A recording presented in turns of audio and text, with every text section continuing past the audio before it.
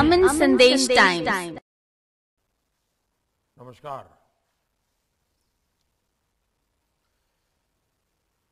केंद्रीय मंत्रिमंडल के मेरे सहयोगीगण, education, skill development, science, technology और रिसर्च से जुड़े सभी महानुभाव, देवी और सज्जनों, हमारी सरकार ने बजट से पहले और बजट के बाद स्टेक होल्डर्स के साथ चर्चा की, संवाद की, एक विशेष परंपरा विकसित की है। आज का ये कार्यक्रम उसी की एक कड़ी है। इसी क्रम में आज शिक्षा और स्किल डेवलपमेंट को लेकर बजट में जो प्रावधान हुए हैं, उस पर आप सभी स्टेक होल्डर्स से अलग अलग पहलुओं पर विस्तार से चर्चा होने वाली है। फ्रेंड्स, हमारी आज की युवा पीढ़ी देश के भविष्य की कर्णधार है, वहीं भविष्य के नेशन बिल्डर्स भी हैं। इसलिए आज की युवा पीढ़ी को एम्पावरिंग करने का मतलब है भारत के भविष्य को एम्पावर करना। इसी सोच के साथ 2022 के बजट में एजुकेशन सेक्टर से जुड़ी 5 बातों पर बहुत जोर दिया गया है। पहला, यूनिवर्सलाइजेशन ऑफ क्वालिटी एजुकेशन। हमारी शिक्षा व्यवस्था का विस्तार हो, उसकी क्वालिटी सुधरे और एजुकेशन सेक्टर की क्षमता बढ़े, इसके लिए अहम निर्णय लिए गए हैं। दूसरा है स्किल डेवलपमेंट। देश में डिजिटल स्किलिंग इकोसिस्टम बने,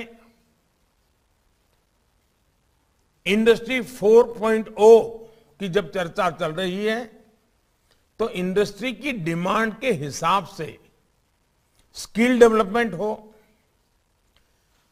इंडस्ट्री लिंकेज बेहतर हो, इस पर ध्यान दिया गया है। तीसरा महत्वपूर्ण पक्ष है अर्बन प्लानिंग और डिजाइन। इसमें भारत का जो पुरातन अनुभव और ज्ञान है, उसे हमारी आज की शिक्षा में समाहित किया जाना आवश्यक है। चौथा अहम पक्ष है इंटरनेशनलाइजेशन। भारत में वर्ल्ड क्लास विदेशी यूनिवर्सिटियां आए, जो हमारे औद्योगिक क्षेत्र हैं, जैसे गिफ्ट सिटी है, वहां फिनटेक से जुड़े संस्थान आए, इसे भी प्रोत्साहित किया जाए। पांचवा महत्वपूर्ण पक्ष है एवीजीसी, यानी animation, visual effects, gaming, comic. इन सभी में रोजगार की अपार संभावनाएं हैं। एक बहुत बड़ा ग्लोबल मार्केट है। इसे पूरा करने के लिए हम भारतीय टैलेंट का कैसे इस्तेमाल बढ़ाएं, इस पर भी उतना ही ध्यान दिया गया है। ये बजट नई नेशनल एजुकेशन पॉलिसी को जमीन पर उतारने में बहुत मदद करने वाला है। साथियों, कोरोना आने से काफी पहले से देश में मैंने अनेक बार डिजिटल फ्यूचर की बात करता रहा हूं।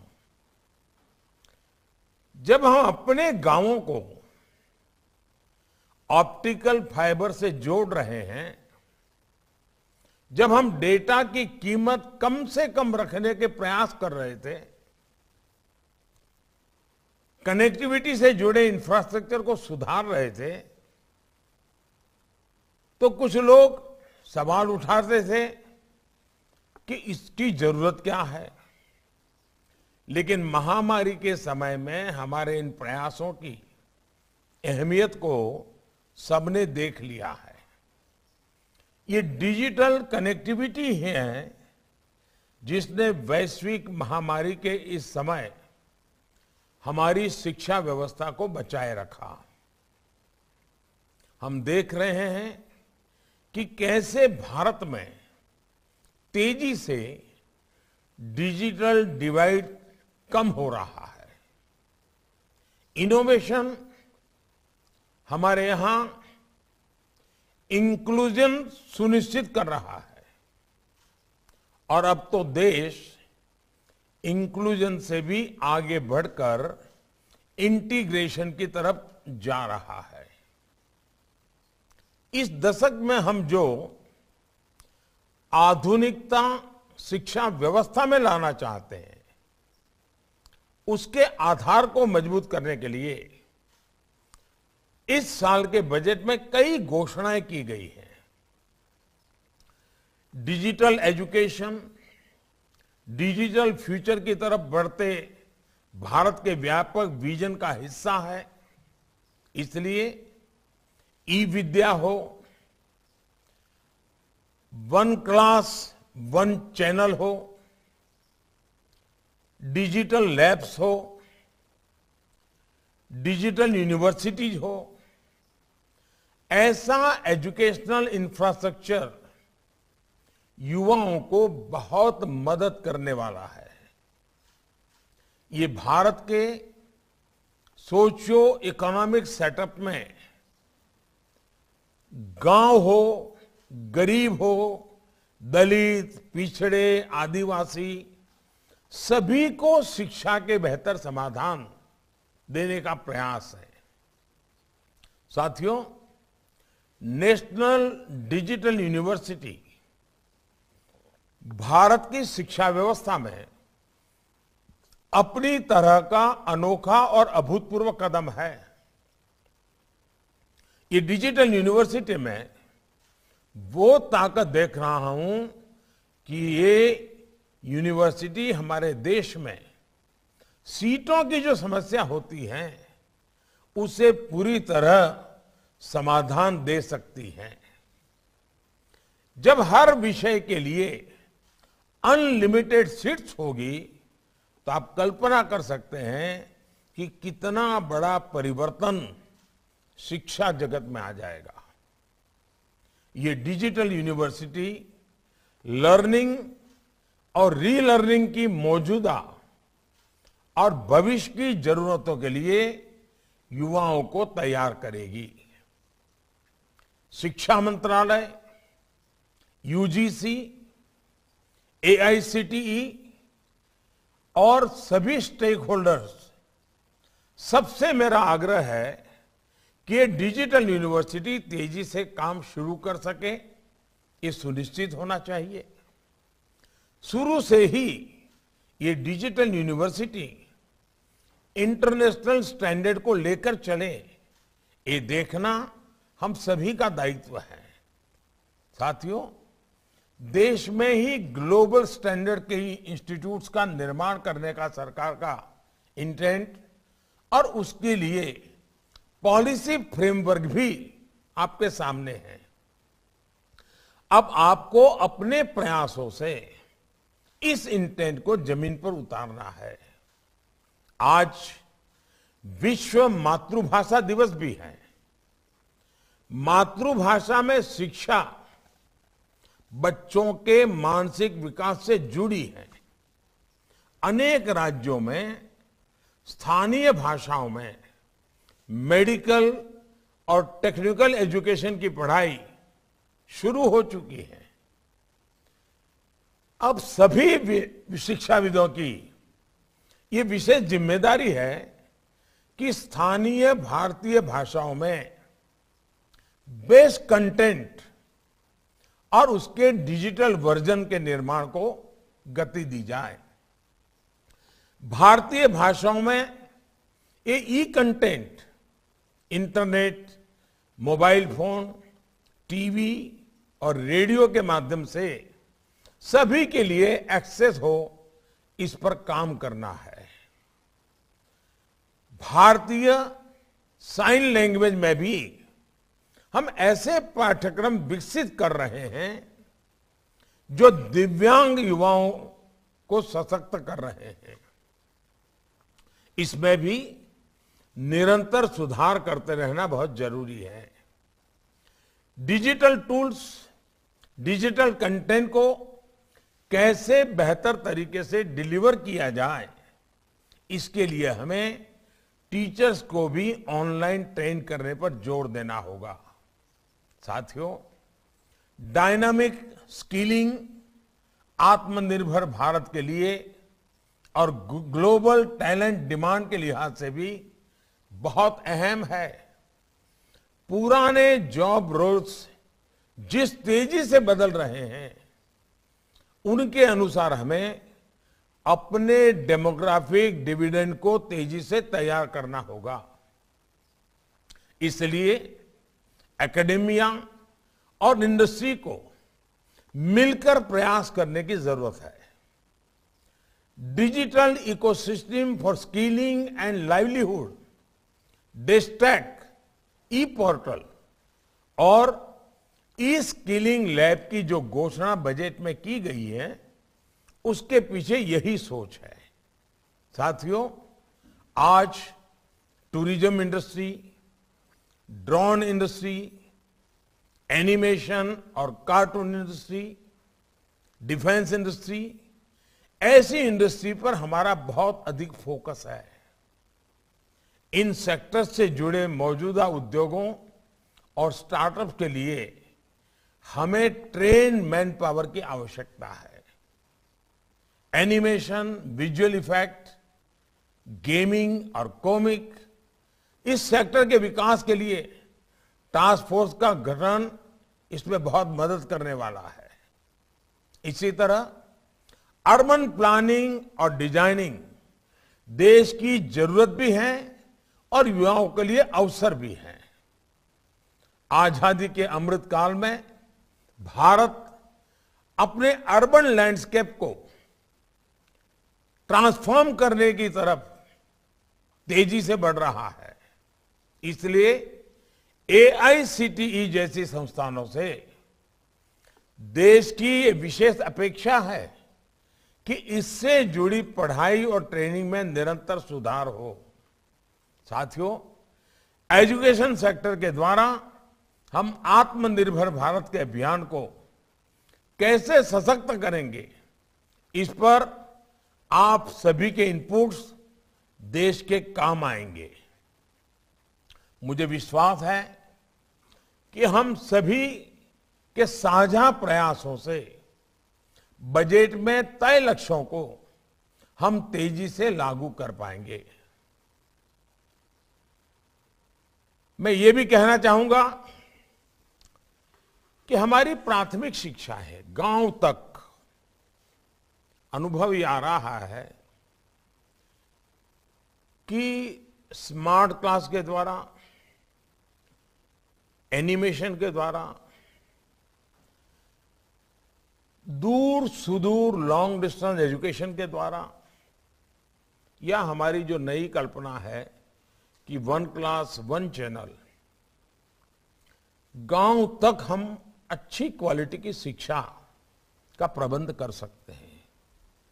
बजट में इसका प्रावधान है, हम इसको लागू कैसे करें। आज जब हम बजट को लेकर के चर्चा कर रहे हैं, तो आज अपेक्षा ये नहीं है कि बजट कैसा हो, क्योंकि वो तो हो गया।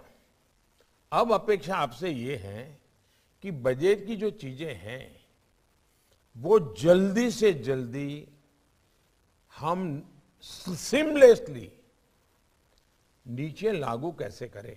आपने बजट का अध्ययन किया होगा, आप फील्ड में काम करते हैं, बजट और आपके काम और एजुकेशन डिपार्टमेंट की, स्किल डेवलपमेंट डिपार्टमेंट की अपेक्षाएं, इन तीनों को मिला करके अगर हम एक अच्छा रोड मैप बना देते हैं, हम टाइम बाउंड काम की रचना कर देते हैं।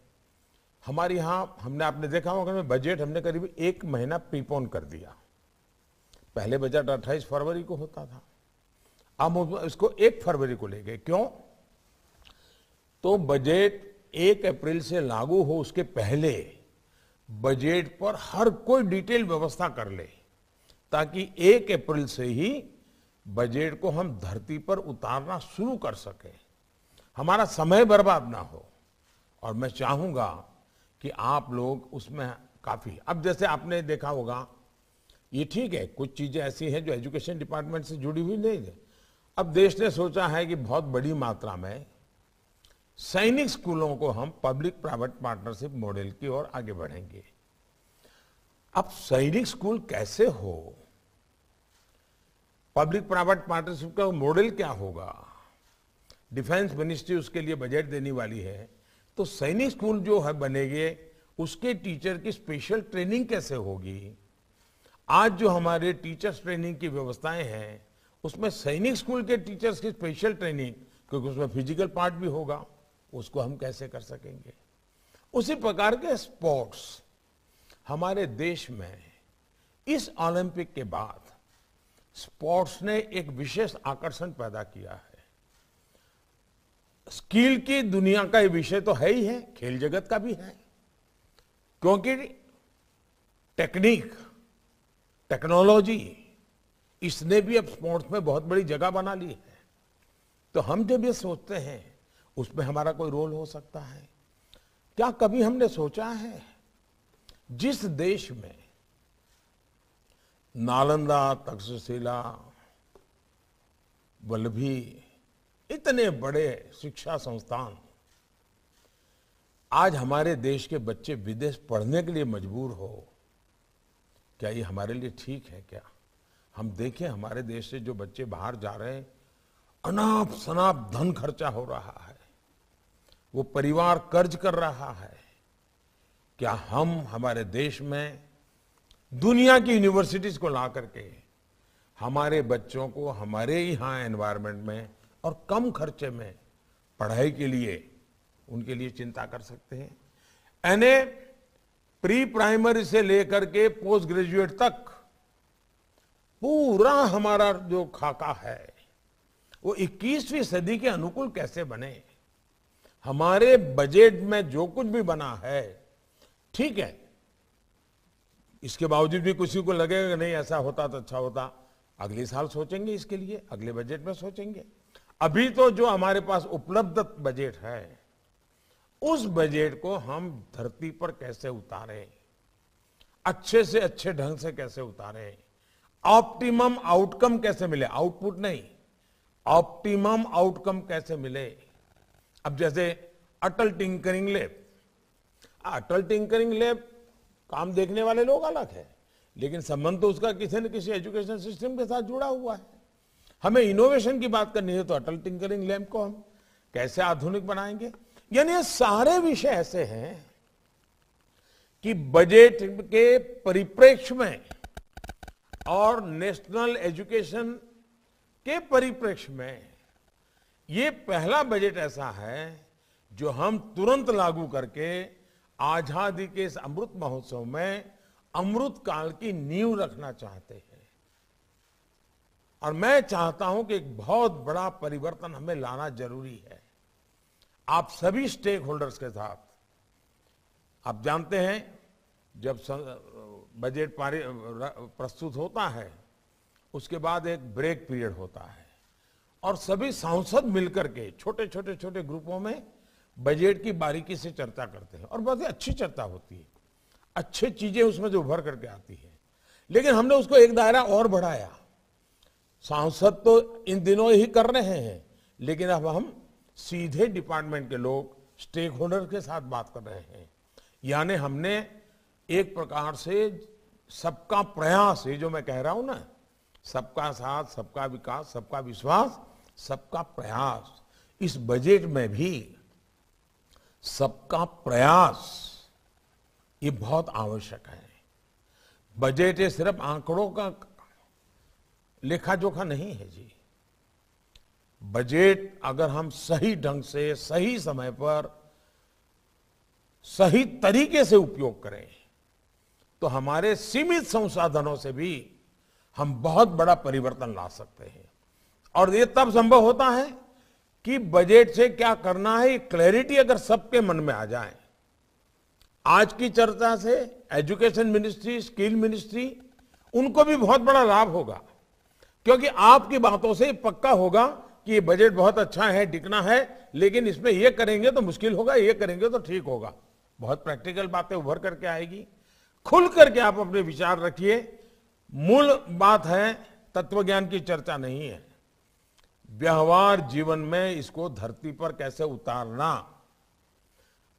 अच्छे ढंग से कैसे उतारना, सरलता से कैसे उतारना, सरकार और सामाजिक व्यवस्था इसके बीच में कोई दूरी ना हो, मिलकर के काम कैसे हो, इसलिए ये चर्चा है। मैं आप सबका फिर से एक बार जुड़ने के लिए धन्यवाद करता हूं।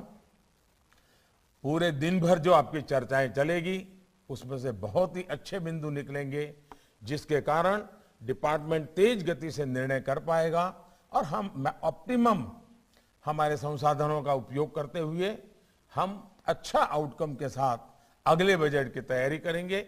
मेरी आप सबको बहुत बहुत शुभकामनाएं हैं। बहुत बहुत धन्यवाद।